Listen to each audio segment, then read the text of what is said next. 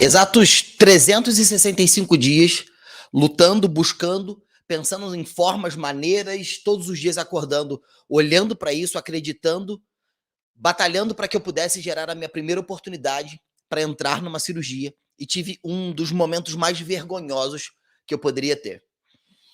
Quando eu comecei realmente de fato a trabalhar ou a querer trabalhar na área de saúde, nem sempre eu quis, parece que eu meio que fui conduzido, meio que caí de paraquedas, esse é o fato, num curso técnico de enfermagem, mas antes disso eu era faxineiro, eu limpava banheiro de oficina, né, morava numa comunidade, o meu pai e a minha mãe são analfabetos, né?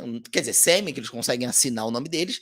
Então foram pessoas que sempre me orientaram acerca de trabalho, de trabalho, de dedicar. O meu pai, desde muito pequeno, ele dizia para mim assim: se você quer algo, você precisa fazer algo para que esse algo aconteça na sua vida, né? Eu lembro que eu queria um boneco do Comandos em Ação e ele disse: você precisa fazer algo para que você tenha isso. Então, aos 12 anos de idade, eu comecei a minha jornada trabalhando. E a primeira oportunidade que eu tive foi numa oficina. E eu era louco, né? Eu adorava carro e eu queria ser mecânico porque eu achava aquilo muito interessante. E teve um cara chamado Eduardo, me deu uma das maiores lições e um dos maiores ensinamentos. Que quando eu entrei na oficina dele e eu falei, cara, eu quero trabalhar aqui. Eu ficava perturbando ele pra caramba, né? Eu sempre via ele ali na rua e eu falava, posso te ajudar? Quer alguma ajuda? E tudo mais, porque eu gostava daquilo dali. E ele falou assim: tá, vem trabalhar comigo. E amanhã você vem aqui me ajudar então. Aí chegou no amanhã, eu cheguei lá e falei: e aí, por onde que eu começo? Então ele me deu uma vassoura e um balde e mandou eu lavar banheiro.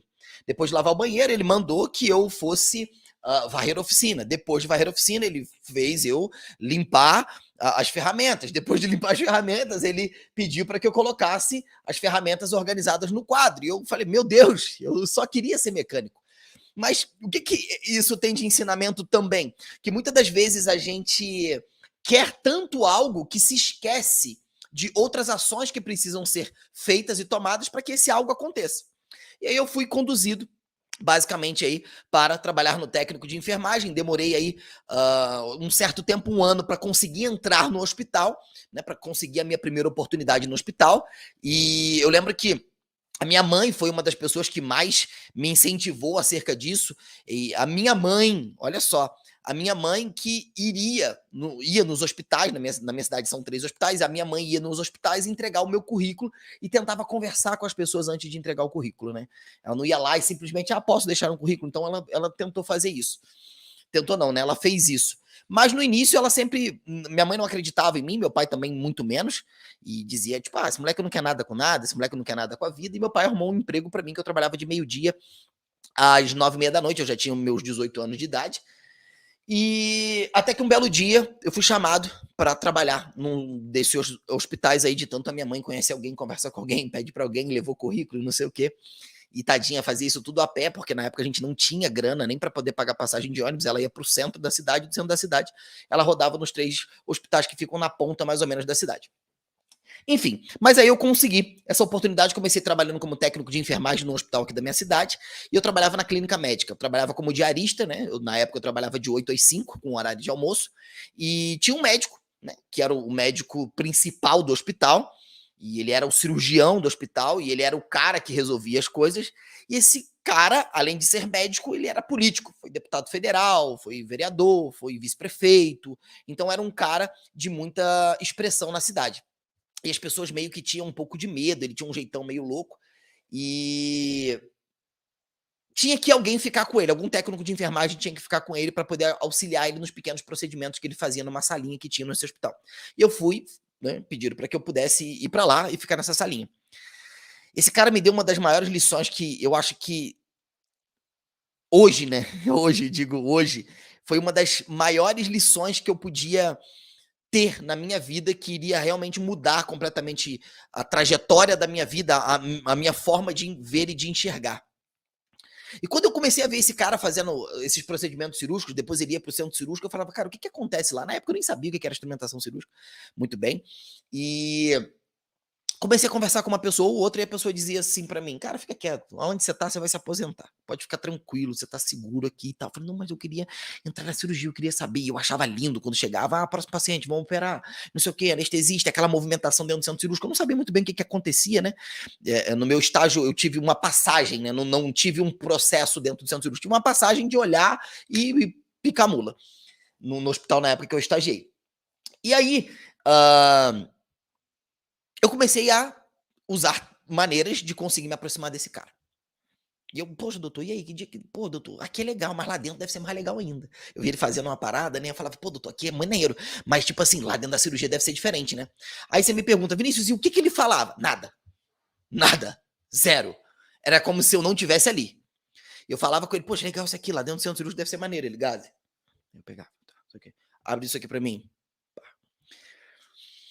Esse cara ele interagia tão bem comigo, que ele não sabia nem meu nome. Eu já contei essa história algumas vezes, ele não sabia nem meu nome. Um belo dia, eu estava no postinho de enfermagem, ele gritando: "Tiago, Tiago, Tiago". Daqui a pouco ele veio vermelho: "Eu tô te chamando e tal, e você não vai lá?". Aí eu falei: "Não, doutor, você tá gritando Tiago, Tiago, Tiago, Tiago". Ele: "E você é o quê?". Eu falei: "Não, meu nome é Vinícius, não sou Tiago". Ele: "Agora é Tiago". Eu falei: "Sim, senhor, então o que que o senhor quer e tal". Enfim, fiquei mais um ano ali querendo entender o que que acontecia dentro do centro cirúrgico e como que eu fazia para poder entrar naquela na cirurgia, o que que eu precisava fazer. E aí me falaram que era instrumentador cirúrgico, enfim. E aí, um belo dia, numa quinta-feira, ele operava acho que terça e quinta, se eu não me engano, era terça e quinta, era o dia de centro cirúrgico dele. Acho que foi numa quinta-feira, final da tarde, por volta assim de umas 10 para as 5, eu já estava me preparando para poder ir embora, botando a mochila nas costas, ele apareceu na portinha assim do vestiário e falou: "Tiago". Eu olhei para trás, né, porque agora meu nome era Tiago. Ele: "O que que você vai fazer?". Eu falei: "Doutor, acabou aqui o plantão, né, e tal". Ele: "Então vem aqui, hoje é teu dia, vem me ajudar". Um ano. Ou seja, eu demorei um ano para entrar no hospital, depois mais um ano para conseguir, de fato, entrar em uma cirurgia. E aí, eu entrei no vestiário todo empolgado e tira a roupa, não sei o quê, e boto o uniforme privativo e não sei o quê, não sei o quê, não sei o quê. Quando eu estava botando a camisa, meu coração aqui veio para cá. E me veio um pensamento: aqui fica o ensinamento. É aqui que começa toda a história. E me veio um pensamento: o que de fato eu sei sobre cirurgia? O que de fato eu entendo sobre isso que eu tanto queria? O que de fato, ou como eu estou pronto ou preparado para isso? E entrei. Eu falei: não, preciso encarar, eu preciso encarar, eu preciso encarar. E fui para cima. Ele: aí, você sabe se escovar? Aí eu, tipo, o que, que eu respondo, né? Eu sabia calçar luva. Aí ele me explicou lá mais ou menos e tal, não sei o que. Aí eu pedi pra uma pessoa lá me ajudar. Eu falei: pô, me ajuda aí. Ela falou assim: você não queria estar aqui? Agora você tá, agora se vira. A pessoa ficou meio revoltada, né? Era uma pessoa muito possessiva, não queria que ninguém entrasse ali na época. E, enfim, eu consegui, me escovei, sequei a minha mão, coloquei o capote, consegui calçar a luva e tal. E aí veio uma outra pessoa e falou: separa isso, que ele usa assim, ele usa assado e tal, não sei o que, papapá. Aí ele entra na cirurgia, ele veio, entrou, era uma hérnia umbilical, ele foi para um lado, eu fui para o outro, ele olhou para mim: tá pronto? Eu falei: tô pronto. Ele: tá pronto? Eu falei: tô pronto. Aí ele: bisturi, passei o bisturi para ele. Aí ele me devolveu o bisturi, botei na mesa, porque nessa época a gente não ficava só no lado do auxílio, do lado da instrumentação cirúrgica, eu ficava tanto um pouco no auxílio quanto na instrumentação cirúrgica. E aí, para segurar a afastadora ali e tal. E aí, ele: bisturi elétrico, bisturi elétrico. Quando ele falou bisturi elétrico, eu falei: bisturi elétrico. Eu desmaiei. Eu desmaiei. Eu, puf, caí. Um ano para entrar no hospital, um ano para entrar numa cirurgia, e sei lá com quanto tempo eu consegui permanecer naquela cirurgia, eu desmaiei. Me tiraram da cirurgia, me levaram para o estar médico, a doutora lá anestesista, que na época era esposa desse cara, e para minha alegria, esse cara, além de ser o cirurgião cara, ele era filho do dono do hospital. Então, em tese, ele era o dono do hospital. E eu desmaiei. Eu desmaiei e eu lembro que quando eu, né, estava me recuperando, a doutora: "Ah, não, isso acontece". Eu ouvi as pessoas lá dentro rindo, rindo, rindo, rindo, rindo, rindo. "Como é que quer entrar em cirurgia e tal, não sei o quê". Eu fui, entrei meio cabisbaixo no vestiário, botei a minha roupa e saí. Ali eu tive um grande ensinamento que é o que eu quero passar para vocês. Nem toda oportunidade é a sua oportunidade. Nem toda oportunidade que aparece é a sua oportunidade. É a oportunidade que você tem. Ou é para você aquela oportunidade. Vinícius, como que eu reconheço se essa oportunidade é para mim ou não? No meu caso, eu deveria ter reconhecido se aquela oportunidade era para mim ou não, acerca do nível de preparo que eu tinha. O nível de preparo e o nível de entrega que eu poderia fazer para aquilo dali. Era zero. Zero. Então aquela oportunidade não me cabia. O que me cabia era uma oportunidade de aprendizado, de ter buscado mais, de ter me empenhado mais. Eu busquei mais trabalhar para conseguir a oportunidade do que me tornar alguém para aquela oportunidade. Muitos de nós queremos coisas que não sabemos nem como administrar, nem o que vamos fazer com aquilo. Por quê? Porque a gente quer. E quer por quê? Não sei por que eu quero, mas eu quero. Por quê? Porque parece bom. Porque parece agradável. Eu quero viver a vida daquela pessoa. Olha como é a vida daquela pessoa. Muitas das vezes a gente quer ter aquilo que o outro tem, mas não está disposto a pagar o preço que o outro pagou para ter aquilo que tem. E isso foi o que aconteceu comigo. E eu entendi que nem toda oportunidade é a minha oportunidade. E como que eu entendi isso? Da pior maneira possível. Sabe quantas cirurgias depois eu participei? Zero. Zero, zero, zero. Nenhuma. Ele nunca mais me chamou para uma cirurgia. Ele nunca mais permitiu que eu entrasse no centro cirúrgico. Nem cirurgias dele. E aí eu falei assim, e agora? E eu fiquei pensando, será que foi sangue? Não sei o quê, papapá, questionando várias coisas. Fui num ginecologista, obstetra. Lá tinha muita cesárea nesse hospital. Eu falei, pô, doutor, deixa eu entrar. Ele falou assim, como é que você vai entrar, meu amigo? Você desmaia. Você tá louco, mano. Vou deixar você entrar, você vai cair lá em cima da minha grávida, lá, não sei o quê, papapá. Eu falei, mano, não vou, doutor. E aí, de tanto perturbar esse médico também, ele permitiu. E aí eu entrei numa cirurgia, ele falou assim, ó, fica encostado ali, ó. Fica encostado ali, você cai pro lado. Você vai ficar vendo dali. Falei, sim, senhor. E aí fiquei lá quietinho lá, e a cesárea começou a acontecer, eu achei aquilo incrível, eu achei aquilo o máximo, comecei a ver sangue, senti que eu não estava desmaiando, falei, tá tudo bem, tá tudo tranquilo. Quando o bebê nasce, eu fui tomado por uma crise de choro.